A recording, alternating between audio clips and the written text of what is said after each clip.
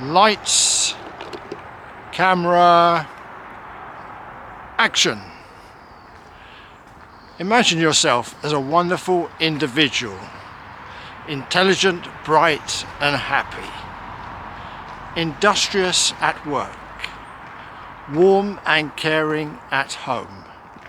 And then you allow yourself to watch all sorts of trash on the television and the worst kind of bad language and innuendos. The brightness you had dims. Your intelligence lessens. Your language more vulgar. Your warmth less warm.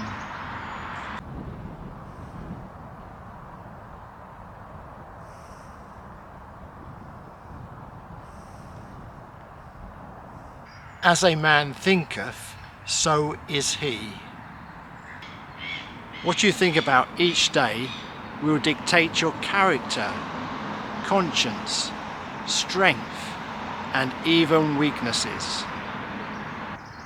From the beginning of time, there's been a never-ending struggle to influence and control the human mind.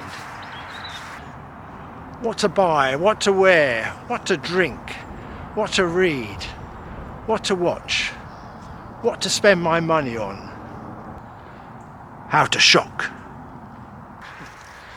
Too often the false promises and enticements of conspiring men have been successful.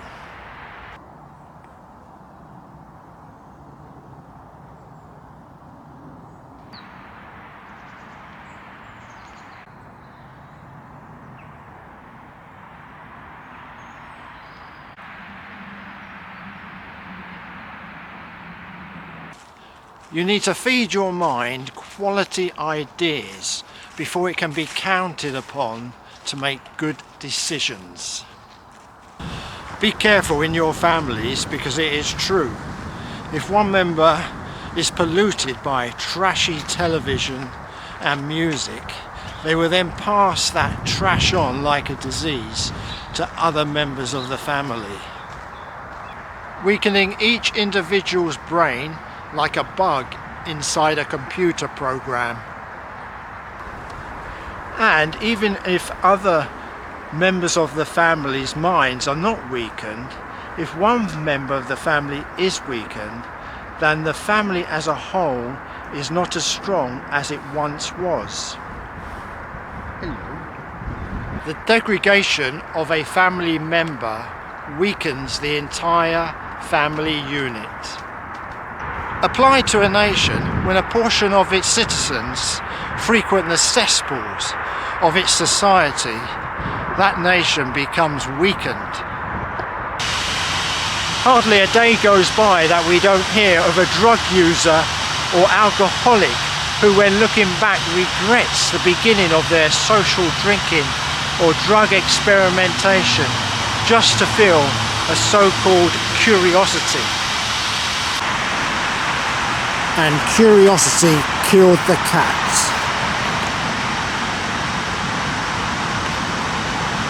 For some weak individuals, pornography is just as addictive and just as devastating. Alexander Pope said, "We first endure, then pity, then embrace." The gradual infiltration of this mind-polluting material has quietly engulfed us on a wide front. Many, and I mean many, of today's movies would not have been allowed in the cinema or on the television years ago.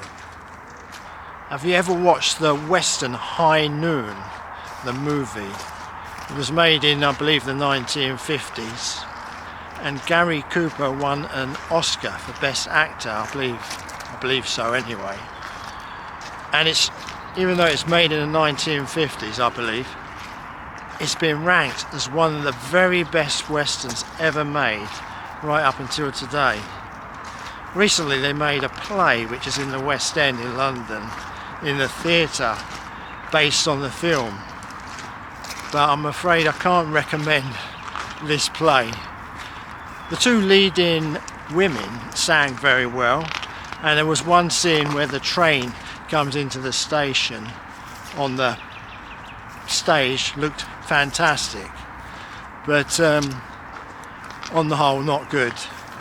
Can't recommend it. And for some reason they added in the dialogue so much bad language and lots of sexual innuendos,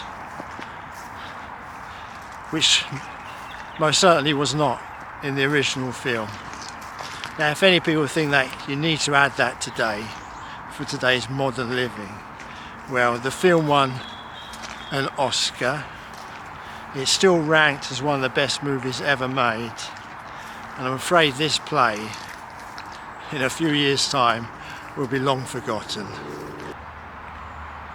Reading books given to our children at school by their teachers today would have only a couple of generations ago been classified unacceptable. By switching on the television, we sometimes allow filth to take the centre stage of our family's entertainment. Public attitude against gory violence, sex and strong language on screen and in literature has very gradually been lulled into a state of mild resistance. So mild, in fact,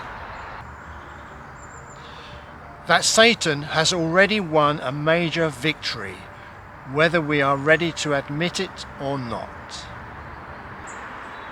Can we do anything about this? Complain and keep on complaining and tell others to complain too.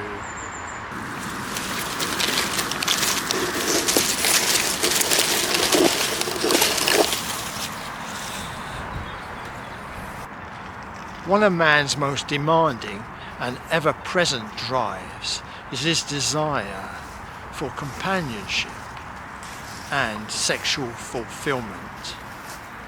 To have this sensitive part of man's mechanism falsely aroused by unnatural processes creates a serious conflict in that vital control centre, the mind. Rationalization quickly rallies to the defense of the victim of trashy literature,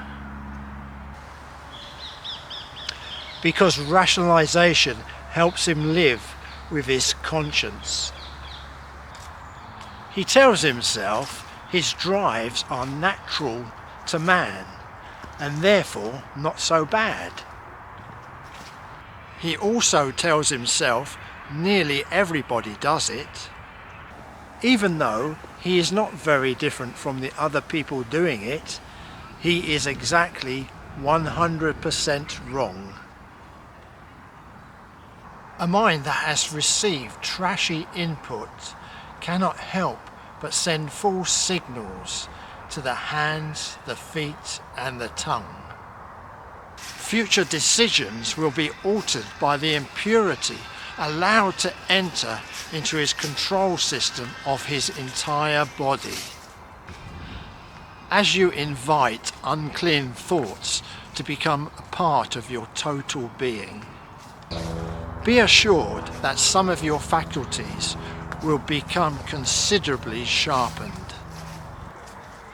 Your temper will be sharpened. Your tongue will be sharpened. Your desire for more trash will be sharpened. Your ability to shade the truth will be sharpened. Yes, just about every negative part of your character will be enhanced. There will also be a noticeable diminishing effect in your life. Your personality will be diminished. Your family relationships will be weaker. Probably so gradually at first you won't even realize it is happening until it is too late. What to do? Watch less television. Participate in more sports and exercise. Take up a hobby or two. Healthy body, healthy mind. The true measure of a man is how he spends his time when he hasn't got to do anything. This brings us to self-discipline, which is the major key in total avoidance of bad films and literature. That in which we persist in doing becomes easier for us to do. Not that the nature of the thing itself has changed, but the power to do is increased. It works in both directions, towards good or evil.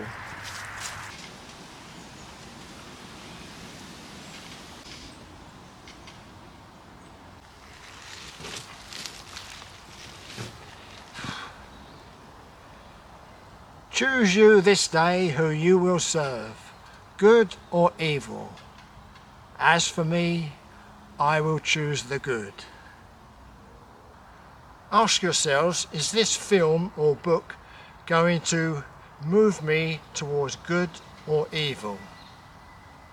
And choose the good. Only choose the good. There is abundant evidence of the damaging effect of obscenity on the solidarity of the family and the moral fibre of the individual. History is full of nations that have fallen in a large measure through sinful pleasures. Your personal welfare and the future of your entire family may well depend on taking to heart what I have just been saying. Until next time, stay strong and stay motivated. Cheerio.